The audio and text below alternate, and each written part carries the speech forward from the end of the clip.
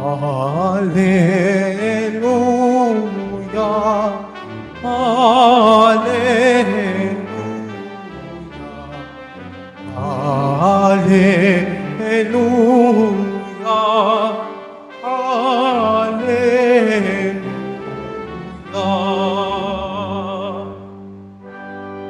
Hinirang tayo ni Kristo upang mamungang totoo bilang mabubuting tao. Hallelujah, Hallelujah, Hallelujah, Hallelujah.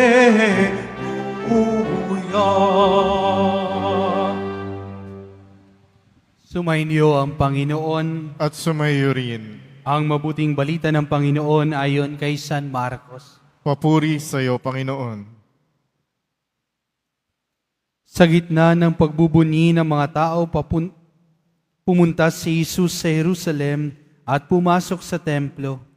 Pagkatapos tingnan ng lahat ng bagay doon, lumabas siya at nagbalik sa Betania kasama ang 12, palibhas ay gumagabi na noon. Kinabukasan ng sila'y pabalik na mula sa Betania, nagutom si Jesus. Natanaw nito ang di kalayuan ang isang puno ng igos na madahon. Nilapitan niya ito upang tingnan kung may bunga. Ngunit wala siyang nakita kundi mga dahon, sapagat hindi pa panahon ng igos noon. Kaya't sinabi niya sa puno ng igos, wala nang makakain pa ng iyong bunga. Ito'y narinig ng kanyang mga alagad. Pagdating sa Jerusalem, pumasok sa templo si Jesus. Kanyang ipinagtabuyan ang mga nagbibili at namimili roon at ipinagtataob ang mga mesa ng mga mamamalit ng salapi, ang mga upuan ng mga nagtitinda ng kalapati. Pinagbawalan niyang magdaan sa loob ng templo ang sino may daladalahan. At tinuruan niya ang mga tao. Sabi niya, nasusulat ang aking bahay ay tatawaging bahay dalanginan ng lahat ng bansa, ngunit ginawa ninyong pugad ng mga magnanakaw. Narinig ito ng mga punong saserdote at ng mga skriba.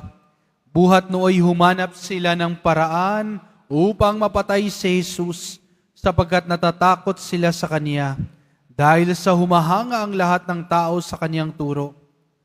Pagdating ng gabi, lumabas na naman ng lungsod si Jesus at ang Kanyang mga alagad. Kinaumagahan, pagdaan nila'y nakita nilang patay na ang puno ng igos. Naalala ni Pedro ang nangyari at kanyang sinabi kay Jesus, Guro, tingnan ninyo, namatay ang puno ng igos na sinumpa ninyo. Sumagot si Jesus, manalig kayo sa Diyos. Tandaan ninyo ito, kung sabihin nino man sa bundok na ito, umalis ka riyan, tumalon ka sa dagat, na hindi siya nag-aalinlangan kundi nananalig ng mangyayari ang sabi niya. Ito'y gagawin ng Diyos para sa kanya. Kaya't sinasabi ko sa inyo, ano man ang hingin ninyo sa panalangin, manalig kayong natanggap na ninyo iyon at matatanggap nga ninyo. Kapag kayo'y mananalangin, patawarin muna ninyo ang nagkasala sa inyo upang ipatawad din naman sa inyo ng inyong amang nasa langit ang inyong pagkakasala. Ngunit kung hindi kayo magpatawad, hindi rin naman kayo patatawarin ng inyong amang nasa langit. Mga kapatid, ang mabuting balita ng Panginoon. Pinupuri ka namin, Panginoong Hesukristo. Maupo muna po ang lahat. Magandang umaga po. Purihin natin at palakpakan ang si Jesus Nazareno.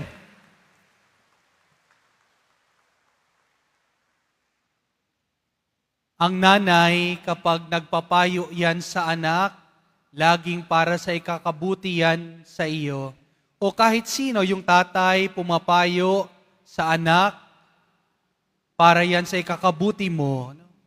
Ganon din ang mga nakakatandang kapatid. Kapag ikaw ay pinapayuhan ng iyong kapatid o ng iyong kaibigan, it's always for your good, no? Para sa ikakabuti mo. Sa ating ebanghelyo ngayon, maraming mga turo at paggabay ang maririnig natin kay Jesus. Iba-iba. Una, sabi ni Jesus sa igos, no?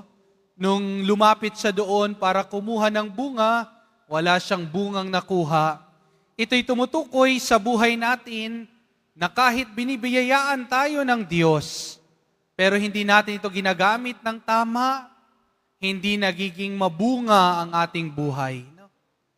Pangalawa, ang turo ni Jesus sa Ebanghelyo, nung pumunta siya sa templo at nakita niya na ginagawan na pugad ng magnanakaw yung templo, imbis na bahay dalanginan, nagalit si Jesus.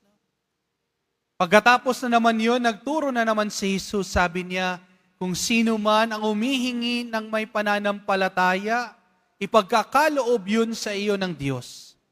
At sa panghuling turo ni Jesus sa Ebanghelyo, sabi din niya, kung tayo ay gustong mapatawad din ng Diyos, matuto tayong magpatawad sa kapwa. Diba maraming mga turo si Jesus na siyang gabay natin sa buhay pananampalataya natin.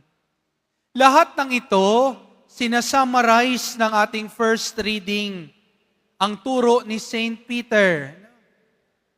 Sabi ni San Pedro, that in all things God may be glorified. No? Sa lahat ng bagay na gagawin natin, dapat ito'y magbigay papuri sa Diyos. Kaya mga kapatid, mga kadiboto ko, naway sa ating pagdidibusyon sa Nazareno, maging kalugod-lugod ang ating buhay sa mata ng poong Jesus Nazareno. Kasi nga, isinabuhay natin ang kanyang turo at aral. Hindi tayo napagod maging mabuting tao. Hindi tayo napagod maging mabuting anak ng Diyos. Hindi tayo napagod maging tunay na deboto ng Nazareno. Kasi araw-araw nagsusumikap tayo, isabuhay ang kanyang turo at aral. Araw-araw nagsusumikap tayo na maging mas malapit sa Kanya at ang ating buong buhay ay maging kalugod-lugod sa mata ng Diyos. Kaya po mga kapatid, patuloy lang. No? Huwag tumigil maging tunay na deboto ng Nazareno. Naway makita at sumalamin ang ating buhay sa mga turo ng Ebanghelyo ni Jesus. Amen.